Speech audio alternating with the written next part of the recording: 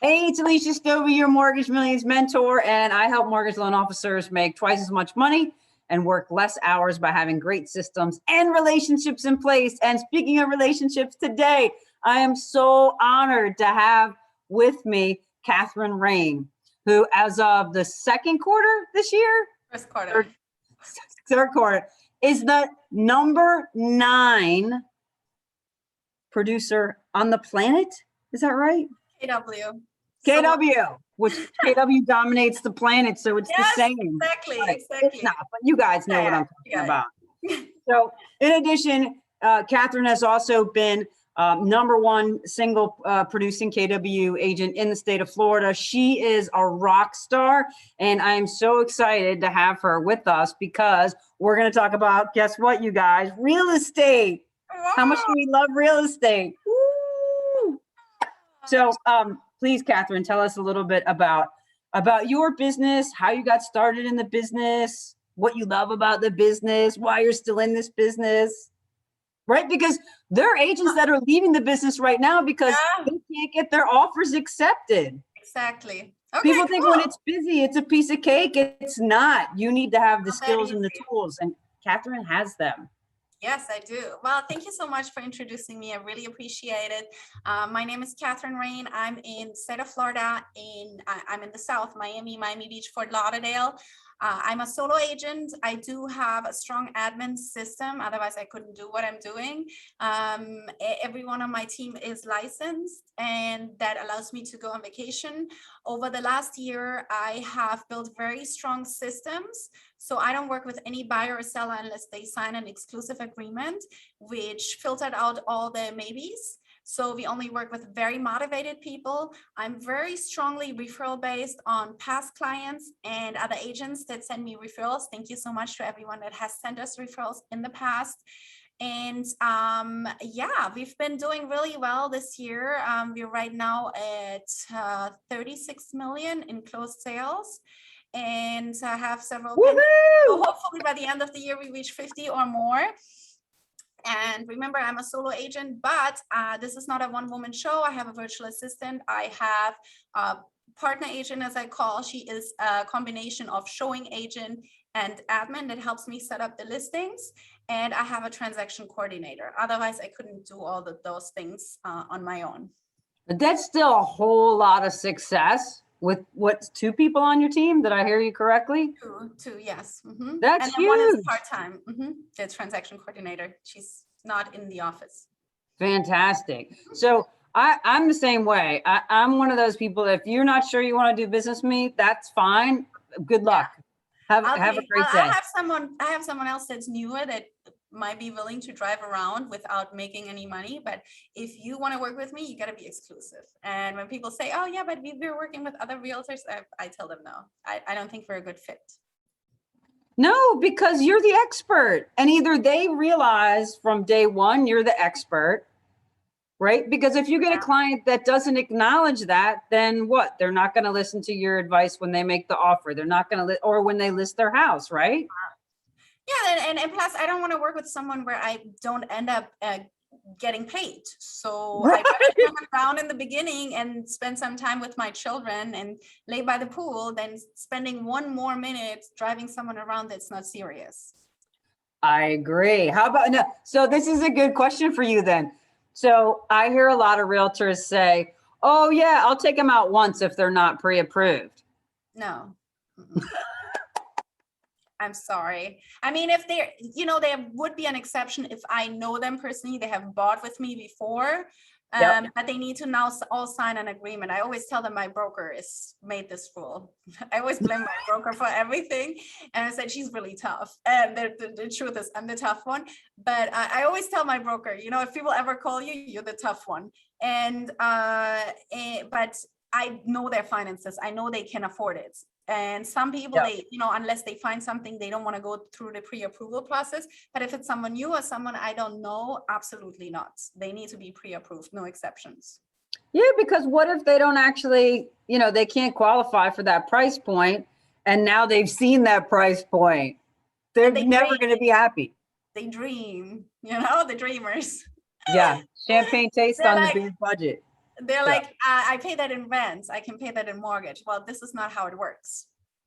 Good point. Yeah. Good point. Yeah, yeah, it's very interesting. It's and especially since COVID with these additional overlays, especially for all borrowers, but especially self-employed.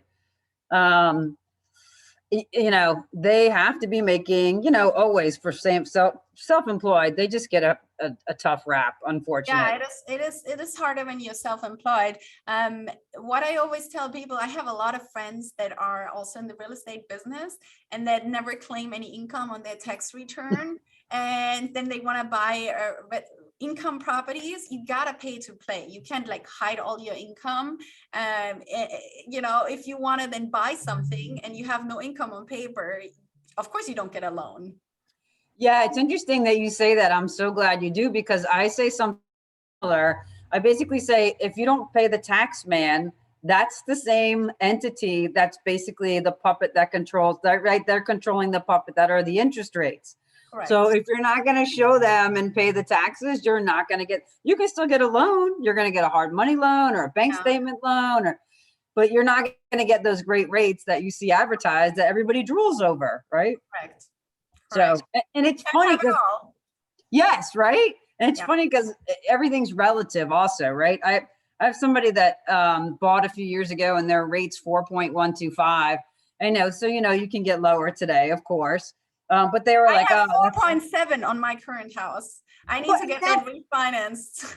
yes, and That's that's the thing. almost a crime. They're like, that's such a high rate. And I'm like, in the scheme of things, yes, but like, overall, like, It's really not that high. When if you look at historic interest rates, when they went up to 15, 18%, my parents bought a house in the 80s and they had a variable rate mortgage and they went up to 21% and they lost the house. So it's all relative in the scheme of things, it right? is. Yeah, well said. Well said. Well, tell me, what are you working on right now? Like, what's taking up the most part of your time? And then what's the most exciting thing you're working on right now, or things? So right now, because I have this new partner agent, it takes a lot of time off my hands. She's doing right now 2 showings. I don't really have that much to do anymore. And so I'm thinking, okay, what else can I do? So I'm looking for investment properties right now. I have already 11 and I want Yay. to buy at least 4 more this year. And so I'm looking every day on the market, trying to find something off market, trying to find something that just hit the market that I make an offer right away. And then I'm working on my book, and I'm also working on a few classes that I want to start teaching. One is about wealth building because that's my biggest passion. And this is also answers your question, what keeps me in the business? Yeah, no, it's not that I love to show houses. It's not that I love this so much, right? I really love to create a platform for people on how they can create wealth and passive income, because I came to this country with $750 and I have now a net worth of several $1,000,000. And if I can do it, anybody can do it. People always say, yeah, but you have a really high income. Yes, but I started creating a rental income portfolio when I really didn't have that much. It was all about sacrifices and setting priorities. So for me, the biggest passion is to teach this to others. So I started working on a wealth building class. I actually have it already ready, that class, short version and long version. Then I have another class on how to be a $1 million real estate agent if you don't have a team as a solo agent, and how you can leverage yourself. And then I have another class on my virtual presentations. So I do now all my buyer and seller presentations virtual, and everything is on Zoom. So I don't even go to anybody's house without going through Zoom. And then I tell them, look, the price range of your house is going to be 650 to 750. I'll determine exactly the price, what it's at when I'm at the house, but just know I don't set the price, you don't set the price, the market sets the price. So we first come to an agreement that we want to work together, we sign the listing agreement, and then I come out and give you the price. And if they're not willing to do that, I don't even go and list the house, because if I'm up against an agent that is a discount broker that does it for less, then I don't even want to be involved, because I know my value. I know my properties sell at top dollar, and I sell my properties for more than any other agent. So I know I pay for myself. So if the sellers don't see that value, I don't really want to work with them. So those presentations are invaluable. They have saved me so much time. That's why I have now time to do webinars like that, to talk to other people, writing my book and doing all that, because I have become super efficient and I want to give this knowledge to others. I love that. You've had so much good info there. Let's look at a couple things a little bit deeper. So, um, let's start with your rental portfolio. Do you do single family, 4 units and under, 5 units and up? Like, what's your sweet spot? Well, I look at pretty much everything right now. Anything that is a good investment. I'm really good with numbers and I love I look at something, it takes me 2 minutes and I know if it's a good investment. So what I have right now is like this unit that I'm in right now is a storefront office. You probably see the cars and the reflection go by. Yeah. So this is my office. It's basically that capital because I occupy it. So, but I really needed a nice office space and this has converted a lot of clients because it's nice. So I own 2 commercial units, then I own several residential, and I do own 5 vacation rental properties. I do like multifamily a lot. It's hard to find anything. So if you guys have anything off market, on the market, I'm buying. And I also like vacation rental properties. So also land, whatever is a good property. I'm also looking into student housing, anything that makes financial sense and that gives cash, that has positive cash flow is for me something that I would consider. Okay, awesome. So let's talk about returns. Like, is there an average return you look for, ROI, and is that cash on cash or no? You want to cover the note? It really depends on the situation. I have some properties. I mean, the properties that I have, they're all like really cash flowing and in prime location. I know you can't have it both right now. You can either have prime location and really no cash flow, or you can have the cash flow and be in a not so good location. The commercial space that I have, not this one, the other one, is in prime location and it has a 12% return. That is unheard of, but I bought it at a good time and I jumped on it with a hard money loan when everybody was putting in cash offers, and I got it and I refinanced it at a price like 4 months later for 50% more. So I took a risk, but the numbers made sense and I jumped on it. So for me, anything, if it's a prime location and I see the upside of the property, I'm really interested in pretty much anything, even land right now. So it depends. I don't need to be in love with the property. The numbers make for me more sense, or the opportunity. I'm a person that always looks for opportunities. Okay, and you're looking specifically in South Florida or specifically? Pretty much anywhere, if I one day don't sell real estate anymore, I'm just going to travel around the country and look for opportunities that would actually be my favorite thing to do.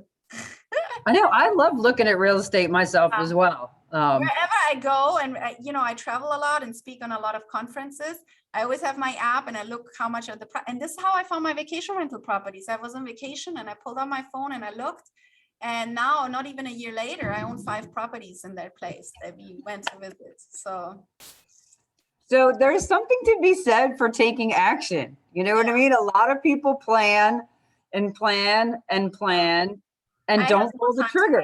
No, I just go, because I have a local bank here that gives me portfolio loans that are not in my name. They're in my company name. So Great. now you can only have 5 conventional loans in your name. I don't want to base them on the rental income properties. So they just told me they can give me a really good interest rate and finance me something else. I said to my husband, you need to find something. And my husband always has to slow me down. He's like, slow down. We just bought those 5 houses. He always forget. We just did all this. We just bought all this. I said, I don't care. I want to buy more. So I'm always like a machine. And right now, because we can't really find anything good, I'm calling off markets. I need to find opportunities. There's a lot of people that are tired of their properties, that you can add value to the properties. They're vacant, unoccupied. Those are opportunities that are just out there. You just got to go find them. Well, and I love it how you change your approach, right? You're calling off markets. Like how many, and you know what I mean? Unless you're full on an investor, right? Not everybody does that. You need to time block. So now I have more time because I made a good hire.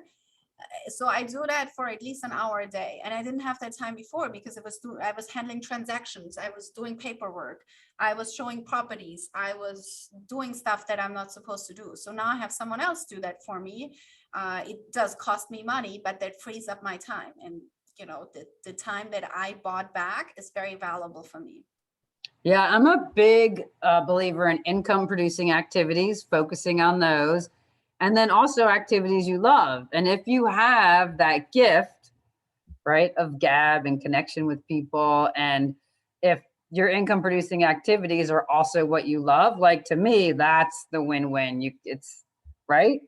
Correct. Yeah, I mean, those properties in the mountains, they bring in so much income. It's unbelievable. I found 3 of them off market just by talking to people. So, I mean, in July, we had only 2 of them on the rental market. The other 3, one is just came, and then 2 we're prepping right now. So between those 2, we grossed $28,000 in income. That's fantastic. Good for you. Yeah, that was pretty good. So let's talk about this then. So in this market, are you doing more listings or buyers, sellers or I would buyers? say 50-50. Normally we're more listing heavy, like I would say 70%. I prefer the listings by now. When I started, I I love bet. the buyers because you can always be happy and you can show them solutions. You look at different houses. It's exciting. But I learned pretty quickly that I really don't, I don't love to show 20 homes. If I have a listing, it's much easier to leverage that. And the listing will always sell, the buyer will not always buy. So I switch really heavily to listings, but in this market, there's not many listings out there. So we got a lot of buyers with all the people moving here. So we do work with a lot of buyers right now too. So we do both. And so tell me then, in this market, what's the secret to getting the buyer's offers accepted? What are you saying? Like if you had to pick 5 things, what are working? So you need to do a very thorough buyer's consultation, which we do upfront. We tell them about the market conditions.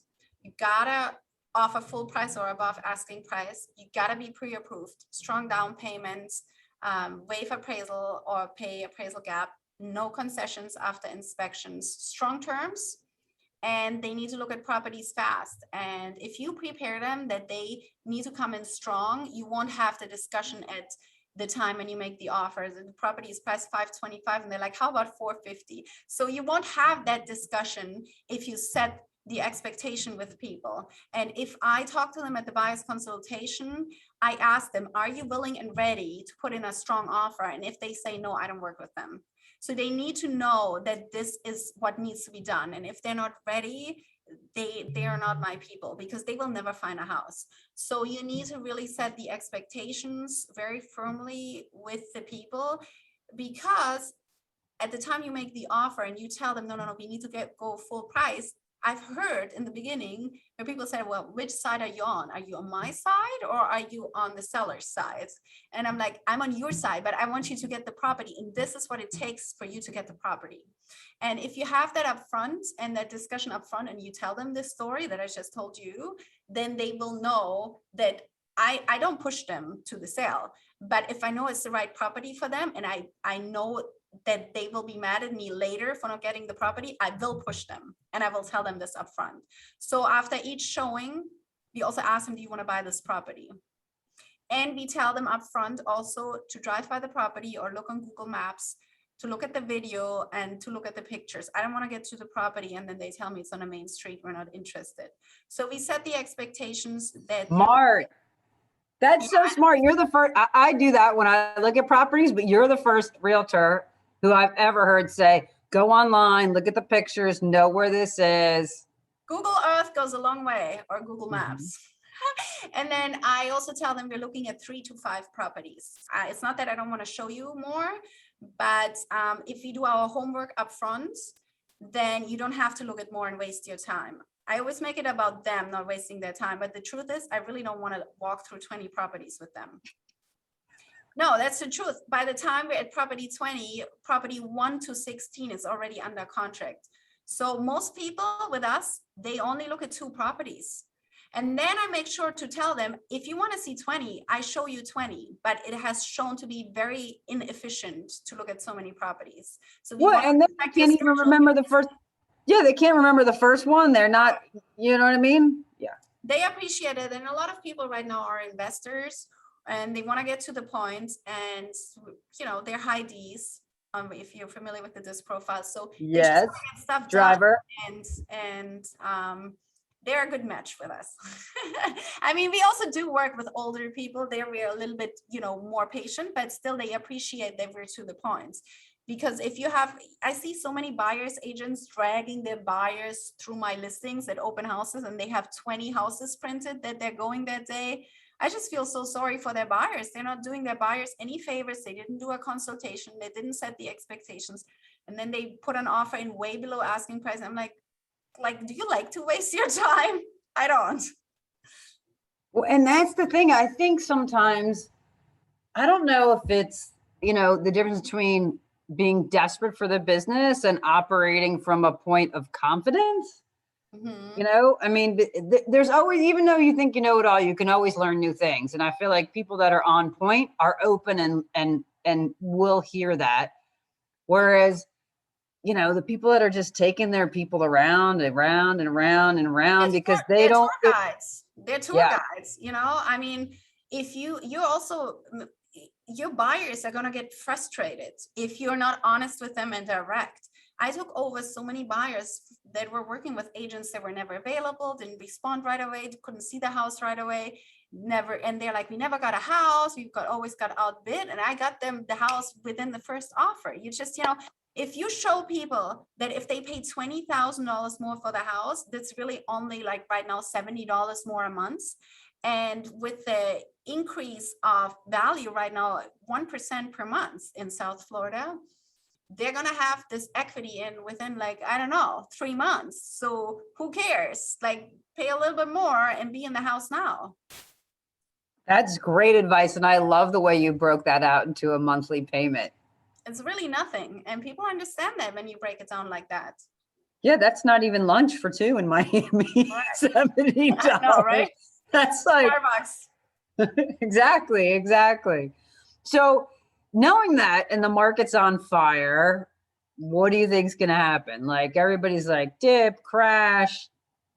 What are your thoughts? It was a little bit slower the last month and a half, I would say, because people were on vacation. Summer in Miami is a little bit slower. I think it's just gonna plateau for a little bit, but I don't think it's gonna go down because Miami was so undervalued for such a long time. I mean, where can you buy a waterfront home for like $3-4 million in the country? In Miami, that was still possible. I'm actually listing a waterfront townhouse with a boat slip, open, no fixed bridges for $2 million, which is a steal in prime location. So where can you get that? And nowhere. So Miami was undervalued for such a long time. So this was a little bit of our comeback. Also, the COVID restrictions were really loose. So a lot of people wanted to have their life back and moved here because they got annoyed with the New York and Seattle and California restrictions. So they moved here. And I don't think that we will have a crash. I would be surprised. But then again, I don't have a crystal ball. I sold one of my investment properties last year for $665, and now they relisted it for $200,000 more. So I can be sometimes when that happens.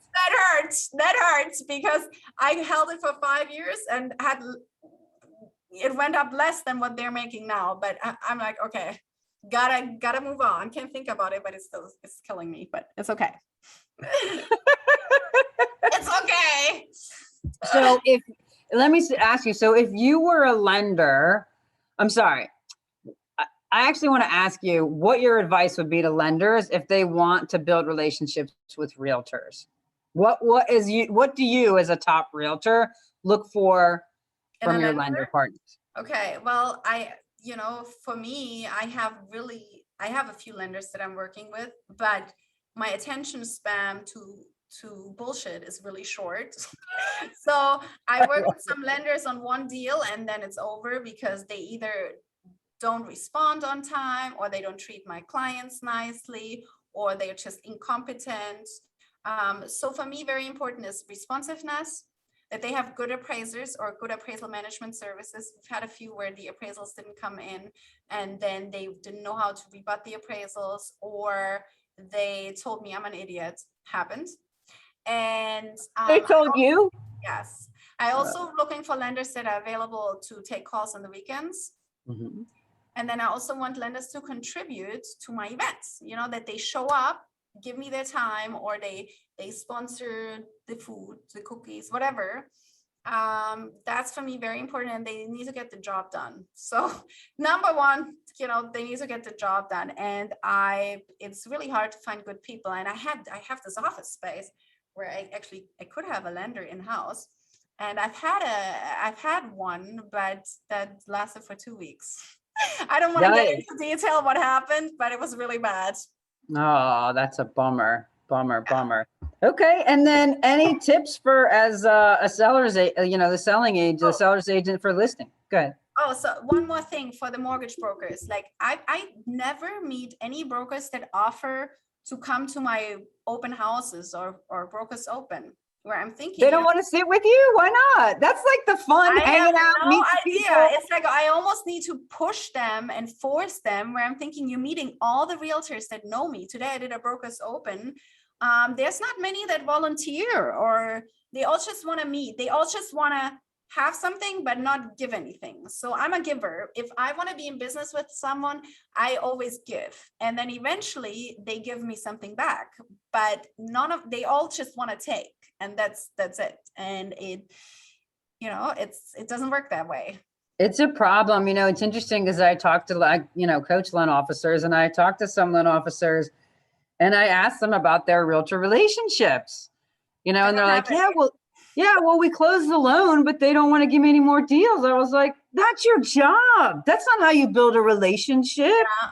You have to show up and give extra, because if it's truly a partnership, right? You as a loan officer should be offering, can I keep you company at that open house? I'd love to bring some cold water or cookies or whatever. Like, to me, that time you get with your realtor is like how you get to know each other. When you're not just talking about business, you're like just chatting, you know what I mean? When in between people coming.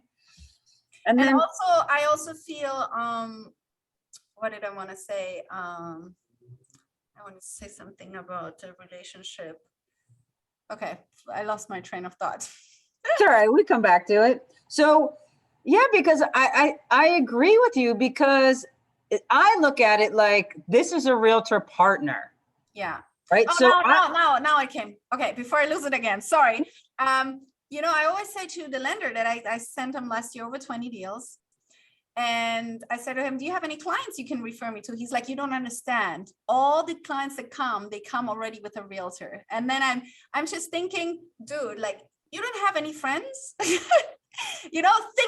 harder, because if you don't lead generate and you don't find clients out there, you're doing something wrong. And then you know what he says to me? He's like, well, you don't understand. If I had all those clients that don't have a realtor, my wife would be a realtor. I would give all those clients to my wife. And I'm like, oh my God, I cannot. That's such a rude answer. Yeah, that was such a rude answer. That was so awful. So I'm like, you don't have any client that wants to buy. I mean, anybody where the realtor went out of business or moved, and they're calling you to sell their house and they want to buy a new house, you don't have anyone that you can connect with me. I mean, I'm connecting you with all. How do you think I get my clients? I pay for leads, or I lead generate. Yeah, see, and in this market, especially, to me, it's very easy. So not only I like to work with realtors who I love, but I also work with other strategic referral partners, like certified financial planners, right? Or accountants, CPAs.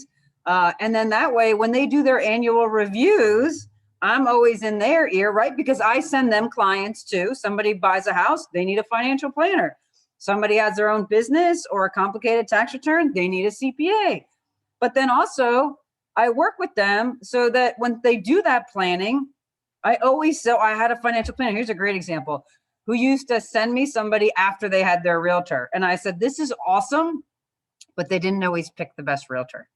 So I said, thank you to the financial planner. Thank you so much for the referral. The challenge and after they sent a couple, right? And I said, again, I appreciate your business, but what I would like to do is be able to be part of a cohesive team that's able to help your client better, because they would get like their neighbor for a realtor, which God bless the neighbor realtor, right? But I'm a working professional. This is my full-time profession. Like it's your full-time profession. So I actually was able to coach the financial planner to catching it earlier as part of the review. Yes. And then that way, you know, it's great that they call him and say, hey, we need a lender. But if we could say ahead of time, if you're planning on upsizing, downsizing, I have a team for you, right? So then I get the lead and I give it to my realtor. Yeah, absolutely. Right? But so let me ask you something. How did you build your relationships with your people that send you leads? By giving, by saying just what we're talking about. Just like I give to the CPA and the CFP, they give to me. So I give them all. We all. So I actually do every new strategic referral partner that I add, and it's not like I add 10 a day or anything. Like these are real. Like we know about each other's families. We know each other's long-term goals. I know what like for the realtors, I know their goals this quarter, this year, if they want to list more or they want to buy more. And you know, that shifts, right? I know about their team. If they're looking to hire people, I'm listening, right? Yes. All that. So it's based on real, genuine relationships where we both show up, because if I give to you, you're naturally going to want to give to me. Yeah. And I have not had that before. They're like, well, we give you good service. This should be enough. No, I mean, and like I said, I coach. So when I hear loan officers say that, I'm like, you are missing the entire like point of a relationship. Well, but you also have to see like loan officers have you know, I hate to say it like that, but they're not real estate agents for a reason. They don't have the social skills. Some of them, yes, I understand what you're saying. Right, but see, that's to me like not everybody is a great fit for the job. Like I'm a social person. Like how excited was I to catch up with you, right? Yes. Mm-hmm. Just because I'm like, oh, Kathrin's she's funny. You're special. You're like, you don't fit in the normal category. I mean, I know there is also a lot of realtors that are not all too social, but it is a relationship business. And I don't, you know, I'm pretty old school and old fashioned when I, you know, have a book. It's a leather book where I have all my business cards in, where I catch up with people and give to people that are outside of my industry. And I really love doing that because I get to meet new people. And this is how I find a lot of business. That's great. That's awesome. Yeah. Well, goodness, I promised you I would only keep you 30 minutes and we're 5 minutes over. So I just, you're incredible. You're so fun to talk to. You can tell that you love what you do. Please keep in touch. I want to hear more about the book, your courses. If I can support you in any way, I would be happy to. I will put those links. Well, find me, add me on Instagram, guys. Beautiful Miami team. And my vacation rental homes are Sky Valley Homes on Instagram, and my website is beautifulmiami.com. Very easy. Simple. I love it. Do you know how many people don't have a call to action when they get off of an interview, video, or even the phone? Yeah. Right? Yep. I love that. You're just such a good role model in terms of ethics, you know, work ethic, and then work ethic, like working hard, but ethics in terms of, you know, doing the right thing in the real estate business. Yeah. And then as far as marketing, sales, like you just show up in all the best ways in all the right places. So thank you for your time, Kathrin. So great to see you. I absolutely love catching up with you. You too. We'll have to do it again soon. We'll see what's happening after this crazy summer is done. Absolutely. Great seeing you. Have a great Thank day. You. Bye-bye. Thanks, everybody.